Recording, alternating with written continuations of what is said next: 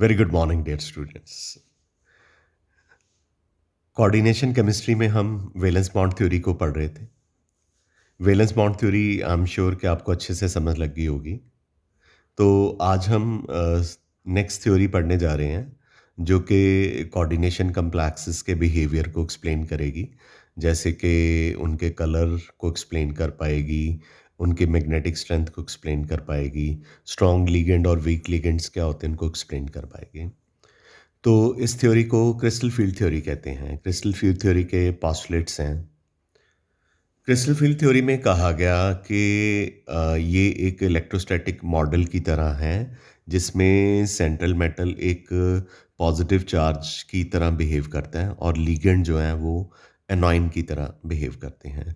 वैसे तो लिगेंड एनॉइंस भी होते हैं कई बार, लेकिन अगर बाय चांस लिगेंड एनॉइंस नहीं है, जैसे कि वाटर है, अमोनिया है, ये अनोइन नहीं है।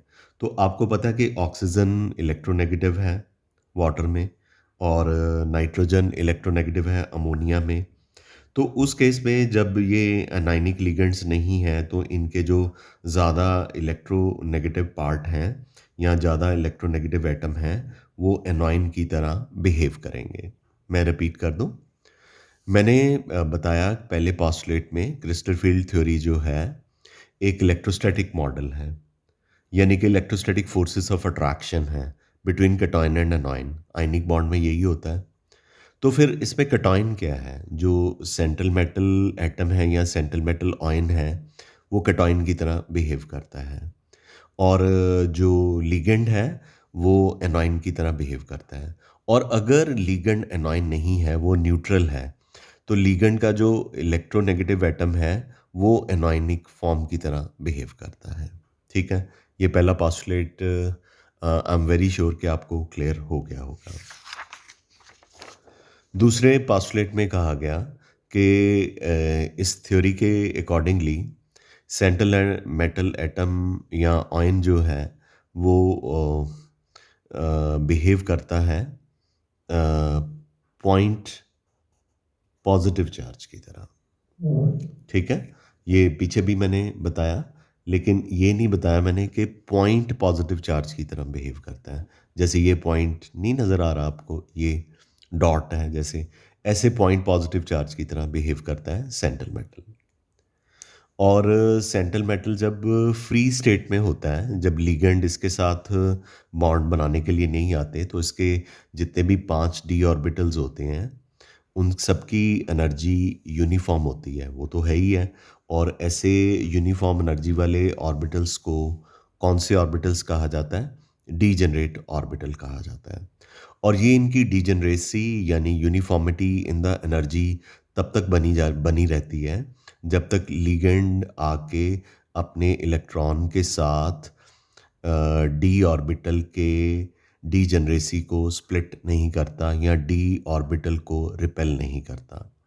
तो ये जो डीजेनरेसी है डी ऑर्बिटल्स की, सेंट्रल मेटल की, स्प्लिट कर जाती है due to repulsions offered by electrons of ligands. तो लिगेंड्स के जो इलेक्ट्रॉन हैं वो ऑर्बिटल की डीजेनरेसी को ब्रेक कर देते हैं। और ये जो पैटर्न है कि डी ऑर्बिटल कैसे स्प्लिट करेंगे, ये डिपेंड करता है नेचर ऑफ क्रिस्टल फील्ड पे, यानी कि लिगेंड उसके आसपास कैसे क्रिस्टल फील्ड बनाते हैं। जैसे ये सेंट्रल मेटल है, ये पॉइंट पॉजिटिव चार्ज है, ये रेड कलर का स्फेरिकल फील्ड नज़र आ रहा है, ये लिगेंड्स का है।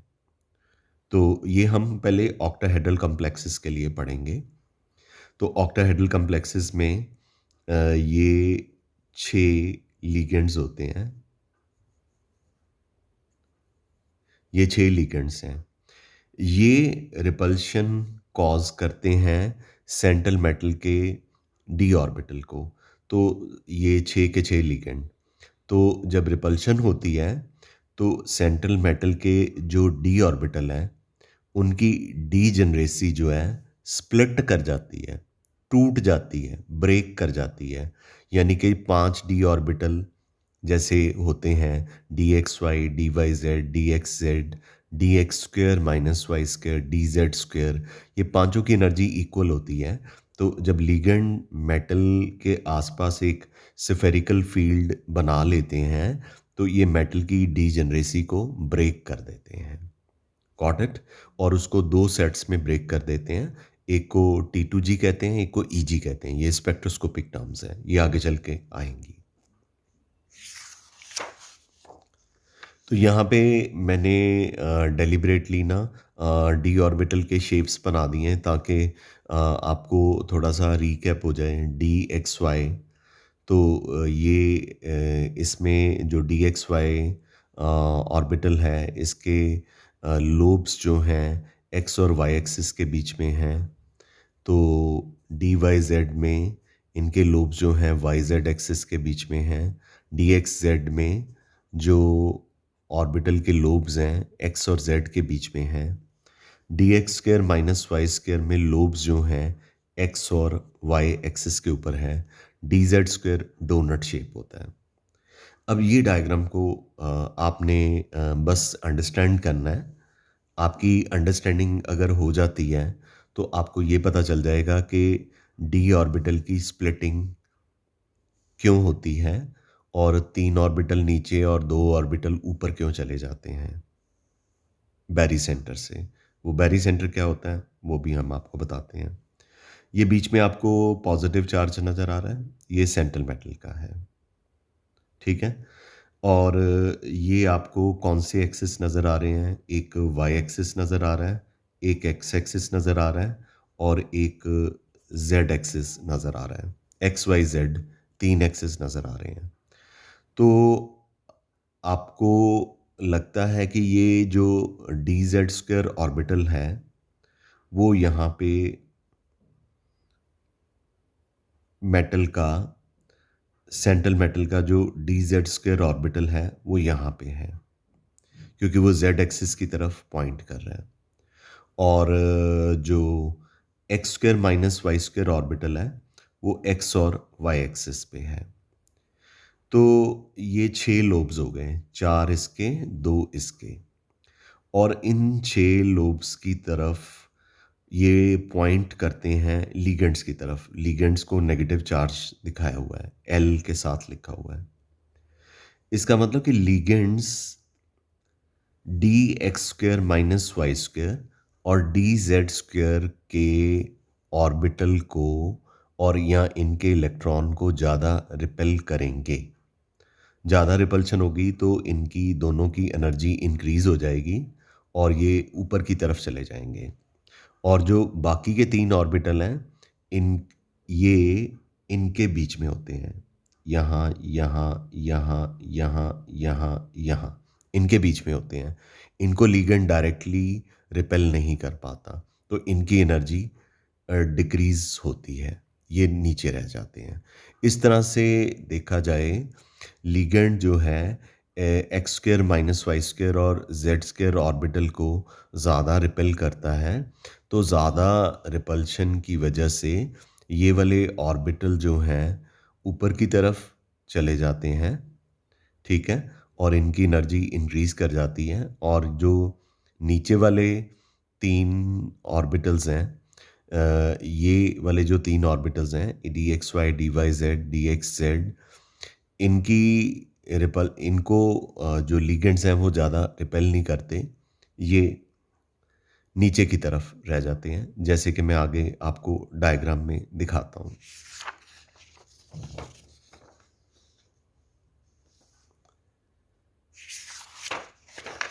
ये देखिए, ये मेटल के डी ऑर्बिटल्स हैं, 5 लाइंस दिखाई हुई हैं, 1 2 3 4 5। ये मेटल के 5 ऑर्बिटल जो हैं फ्री स्टेट में हैं जब मेटल फ्री स्टेट में है। और ये डी ऑर्बिटल जो हैं ये यूनिफॉर्म है, इनकी एनर्जी यूनिफॉर्म है, ये डीजेनरेट ऑर्बिटल्स हैं। तो इनकी एनर्जी इंक्रीज कर जाती है स्फेरिकल क्रिस्टल फील्ड में जब लिगेंड इनके आसपास आना शुरू करते हैं। फिर लिगेंड जो हैं x square minus y square और जेड स्क्वेयर के ऑर्बिटल को ज़्यादा रिपेल करते हैं। जैसे कि हमने यहाँ पे दिखाया कि जो लिगेंड्स हैं वो d x square minus y square और डी जेड स्क्वेयर के ऑर्बिटल को ज़्यादा रिपेल करते हैं, तो उनकी एनर्जी इंक्रीज कर जाती है, वो ऊपर चले जाते हैं। तो ये दो orbital d x square minus y square और डी जेड स्क्वेयर ऊपर चले जाते हैं। और ये बीच में बैरी सेंटर है जहाँ पे यूनिफॉर्मिटी थी एनर्जी की, जहाँ पे डी ऑर्बिटल की सारे ऑर्बिटल जो थे यूनिफॉर्म एनर्जी में थे, और बाकी जो तीन डी ऑर्बिटल हैं d x y d y z d x z, ये नीचे रह जाते हैं। तो डी ऑर्बिटल की स्प्लिटिंग हो गई, डी ऑर्बिटल की स्प्लिटिंग हो गई, तीन ऑर्बिटल नीचे आ गए d x y d y z d x z, और दो ऑर्बिटल ऊपर चले गए d x square minus y square and d z square. ये वाला पैटर्न हम ऑक्टाहेड्रल कम्प्लेक्सेस के लिए दिखा रहे हैं। तो यहाँ पे बड़ी क्लैरिटी के साथ लिखा हुआ है splitting of D orbital in octahedral crystal field. ठीक है, तो ये जो तीन ऑर्बिटल नीचे आए हैं इनको T2G कहते हैं, T2G। और ये जो दो ऑर्बिटल डी के ऊपर की तरफ चले गए हैं, बैरी सेंटर से ऊपर चले गए हैं, उनको ईजी कहते हैं। ये स्पेक्ट्रोस्कोपिक टर्म्स हैं। ठीक है, तो अब मैं आपको एक चीज़ और बता दूं कि T2G और ईजी ऑर्बिटल के बीच में जो एनर्जी डिफरेंस होता है, इसे क्रिस्टल फील्ड स्प्लिटिंग एनर्जी कहा जाता है। इसे डेल्टा ओ के साथ लिखते हैं। आई रिपीट अगेन, क्योंकि ये डेफिनेशन मैं अभी पढ़ाने जा रहा हूँ, क्योंकि डायग्राम अभी यहाँ पे ही थी, तो फिर से आपको बता देता हूँ। The energy difference between T2G orbital and EG orbital is called crystal field splitting energy और stabilising energy, crystal field stabilising energy और crystal field splitting energy, and it is represented by delta O. O stand for octahedral complexes, क्योंकि हमने पहले शुरू में octahedral complexes पकड़ा है। यहाँ पे 3/5 भी लिखा हुआ है। 3/5 यानी कि आप कह सकते हैं कि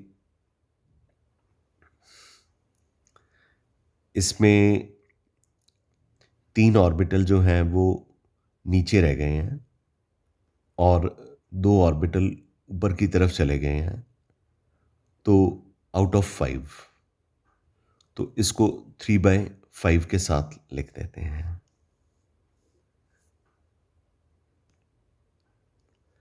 और दो ऑर्बिटल ऊपर चले गए हैं, तीन नीचे चले गए हैं, तो चूँकि 2 ऊपर चले गए हैं, तो आउट ऑफ टोटल 5 टोटल थे, 5 में से 2 ऊपर चले गए हैं, 2/5 लिख देते हैं। तो इसको 2 को 5 से डिवाइड करेंगे तो 0.4 डेल्टा ओ आ जाएगा। क्योंकि ये बैरी सेंटर से नीचे की तरफ आ गए हैं ऑर्बिटल, इनके आगे नेगेटिव साइन लग गया है। और ये जो हैं 3 को 5 से डिवाइड करोगे 0.6 आएगा, इनके आगे पॉजिटिव साइन इसलिए है क्योंकि ये बैरी सेंटर से ऊपर की तरफ चले गए हैं, तो यहाँ पे पॉजिटिव साइन लग जाएगा। तो जब क्रिस्टल फील्ड स्टेबलाइजिंग एनर्जी हमने कैलकुलेट करनी होगी, तो ये हमें 0.6 और -0.4 जो है वो काम आएंगे, लेकिन फ़िलहाल आपने इतना करना है। ठीक है, तो हम वापस चलते हैं।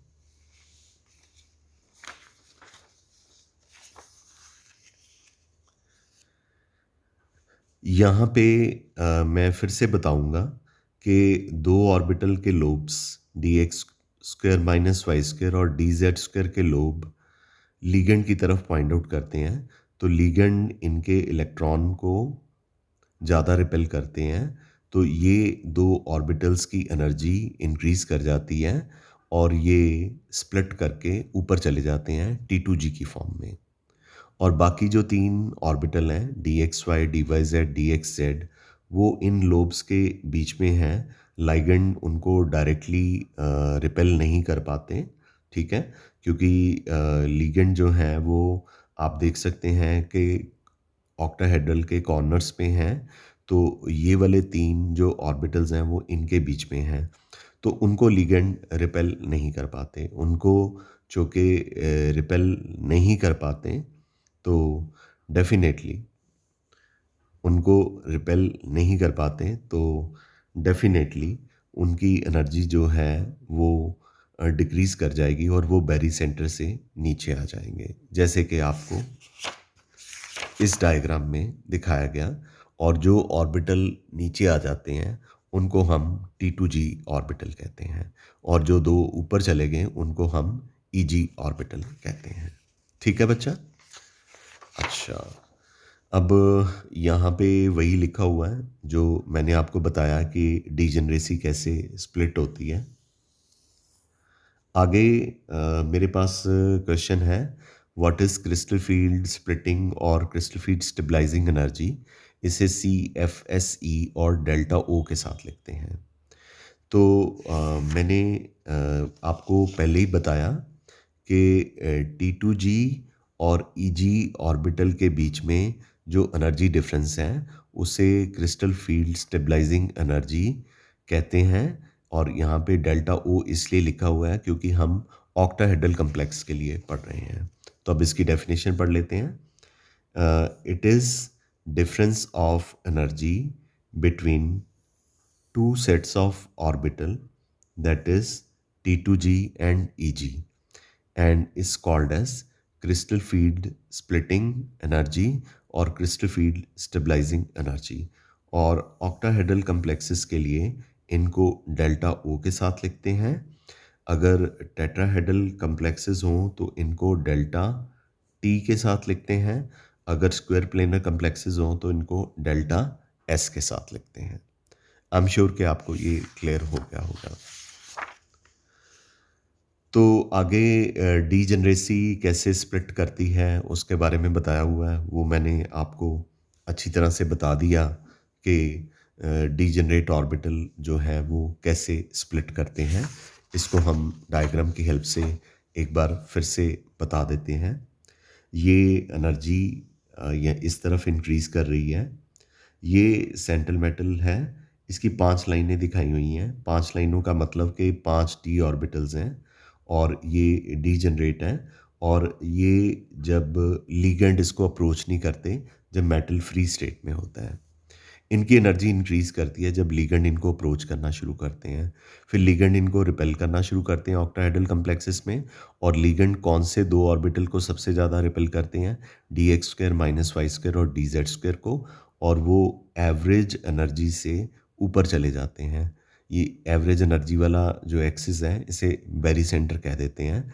ये ऊपर चले जाते हैं, इनको EG कह देते हैं, और बाकी जो 3 ऑर्बिटल हैं वो नीचे आ जाते हैं, इनको T2G कह देते हैं, और इनके बीच में जो एनर्जी डिफरेंस है उसे डेल्टा O के साथ लिखा जाता है।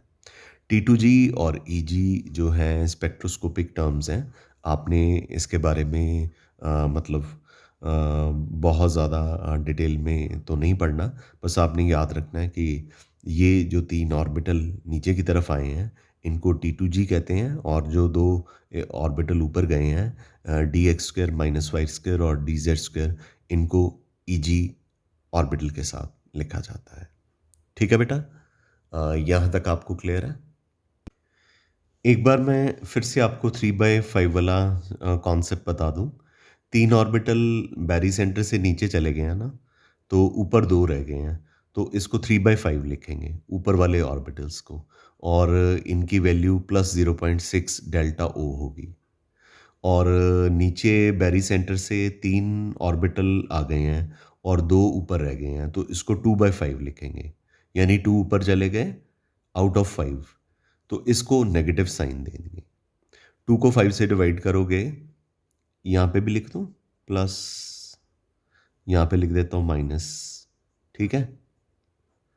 प्लस इसलिए लिखा है, अच्छा पहले ये बता दूँ कि 3 जो है नीचे रह गए और 2 ऊपर चले गए, तो इसको -2/5 लिखना है। तो क्रिस्टल फील्ड स्टेबलाइजेशन एनर्जी या स्प्लिटिंग एनर्जी ऑक्टाहेड्रल कम्प्लेक्सेस के लिए T2G ऑर्बिटल के लिए -0.4 होगी।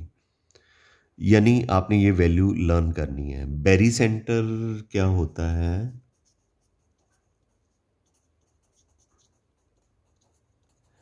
ये बेरी सेंटर जो है एवरेज एनर्जी लेवल होता है।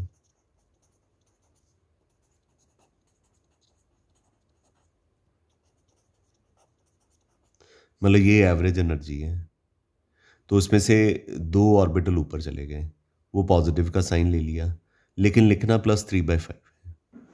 और 3 ऑर्बिटल एवरेज एनर्जी लेवल से नीचे आ गए, लिखना इसको -2/5 है। ठीक है? ये स्पेक्ट्रोस्कोपिक टर्म्स हैं, आपको इसको ऐसे ही पढ़ना है। तो आई एम श्योर कि आपको ये पता चल गया होगा कि सेंट्रल मेटल की जो 5 ऑर्बिटल हैं, उनकी डीजेनरेसी यानी कि उनकी यूनिफॉर्म एनर्जी कैसे ब्रेक कर गई। मतलब कैसे ये जो 5 ऑर्बिटल थे, 2 सेट्स में ब्रेक कर गए और 2 सेट्स को T2G और EG के नाम से जाना जाता है। और T2G और EG के बीच में जो एनर्जी डिफरेंस है, उसे डेल्टा O के साथ लिखा जाता है। I am sure this is clear to you. Okay, आगे चलते हैं। आगे मुझे स्पेक्ट्रोकेमिकल सीरीज बतानी है। स्पेक्ट्रोकेमिकल सीरीज एक ऐसी सीरीज है जिसमें डिफरेंट लिगेंड्स को अरेंज किया गया है, उनकी इंक्रीजिंग डेल्टा ओ के वैल्यू के साथ। मतलब कि लेफ़्ट टू राइट इनकी CFSC crystal field stabilising energy increase करती है। यानी कि आप कह सकते हैं कि इस सीरीज़ में लिगेंड्स को अरेंज किया गया। जो स्ट्रॉन्गेस्ट लिगेंड है वो ये है। ठीक है? इसकी maximum crystal field stabilising energy है। यानी कि आप कह सकते हैं कि ये जो गैप है, जो स्ट्रॉन्ग फील्ड लिगेंड होगा स्पेक्ट्रोकेमिकल सीरीज में, जिसकी डेल्टा ओ सबसे ज़्यादा होगी, वो इनके बीच में एनर्जी डिफरेंस भी सबसे ज़्यादा क्रिएट करेगा। यानी जितना स्ट्रॉन्ग लिगेंड होगा, उतना ज़्यादा T2G और EG ऑर्बिटल के बीच में एनर्जी डिफरेंस जो है वो होगा। ठीक है? तो यहाँ पे बताया गया है कि स्पेक्ट्रोकेमिकल सीरीज़ एक ऐसी सीरीज़ है जिसमें डिफरेंट लिगेंड्स को अरेंज किया गया है in increasing order of their field strength. यानी कि लेफ़्ट टू राइट आयोडाइड से कार्बोनिल की तरफ जाएंगे तो CFSC की वैल्यू यानी कि डेल्टा O की वैल्यू इंक्रीज़ करेगी। मतलब कि जो इस सीरीज़ में लास्ट में होगा, उसकी CFSC वैल्यू सबसे ज़्यादा होगी और सबसे स्ट्रॉन्गेस्ट लिगेंड होगा। और जो आयोडाइड है, ये वीकेस्ट लिगेंड होगा। तो valence bond theory strong ligand और वीक लिगेंड के बीच में कोई भी डिफरेंस जो थी वो क्रिएट नहीं कर पाई थी। अब जितना ज़्यादा कोई लिगेंड स्ट्रॉन्ग होगा ना, उतनी ही ज़्यादा T2G और EG के बीच में एनर्जी गैप होगा। जितना लिगेंड जो है सेंट्रल मेटल के साथ बॉन्ड बनाने के लिए जाएगा, उतनी ही T2G और EG के बीच में एनर्जी डिफरेंस ज़्यादा होगा। ये हम ऑक्टाहेड्रल कम्प्लेक्सेस के बारे में बात कर रहे हैं। तो ये एक्सपेरिमेंटली डिटरमिन्ड सीरीज़ है। मतलब हमने अपने घर में बैठ के नहीं बनाई। Based upon absorption of light by complexes with different ligands. ठीक है? तो अब CFSC की कैलकुलेशन हमने करनी है, ये हम कल के लेक्चर में करेंगे। पहले आप आज इतना ही करो, लेकिन कल के लेक्चर के लिए भी आप ये ज़रूर पढ़ना कि ऑक्टाहेड्रल कम्प्लेक्सेस में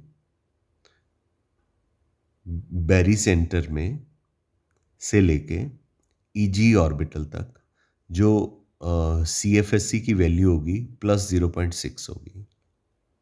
और बेरी सेंटर से लेके T2G तक जो CFSC की वैल्यू होगी वो -0.4 डेल्टा O होगी। This is all I have taught about octahedral complexes. ठीक है, सो आज के लिए हम इतना ही करेंगे। I am very sure this is clear to you. Rest will take up tomorrow. Got it बच्चा? Thank you very much. We call it a day. See you tomorrow.